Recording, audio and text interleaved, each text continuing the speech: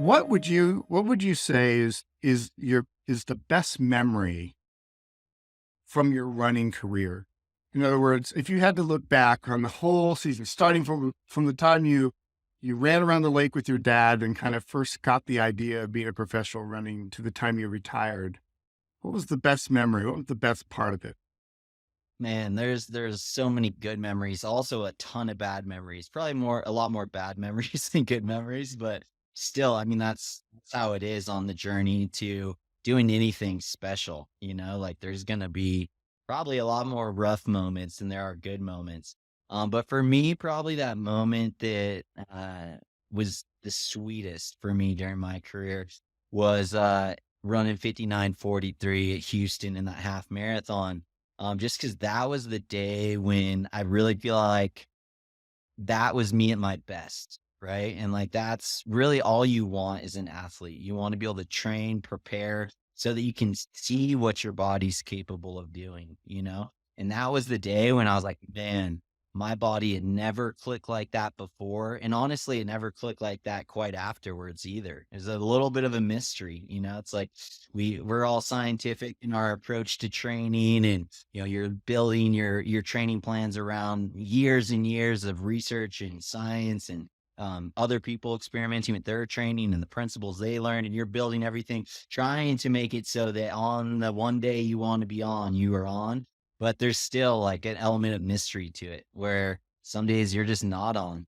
But that day in Houston is just like one of those effortless races where everything was clicking, was feeling like $1,000,000 and just feeling like I could just run forever at those speeds. I was running like 4:33 per mile, and it just felt the sensation of it is what I miss the most.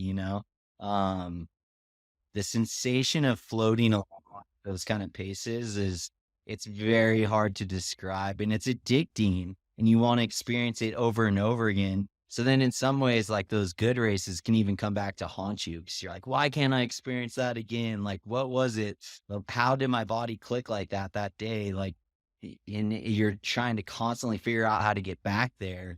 But that's what it means to be an endurance athlete. Is like you're gonna have one day where it's just for whatever reason a lot better than all the other days.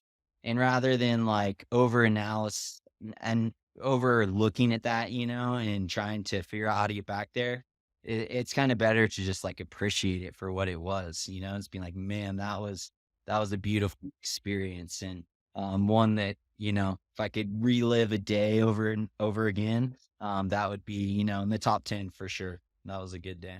Has that record been broken yet by an American? Not yet, which is kind of surprising because, people might not be aware, but they came out with new shoe technology, and it's 2016 is kind of when it started.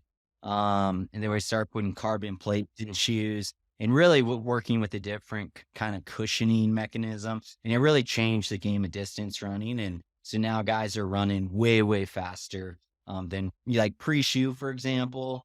Pre-carbon plated shoe. I believe the world record in the marathon was like 2:03 something or other, and now it's like 2:01 low. So it's taken a couple minutes off of the marathon times, about a minute off half marathon times. So it's a real advantage. But to answer your question, no, no one's gotten that one yet. But and now I'm coaching, so I wanna coach guys to break that. Like, I never set that record hoping to hold on to it for a while. You set a record hoping that's gonna inspire people to believe they can do the same thing, and then, they're supposed to take it higher than I took it and further.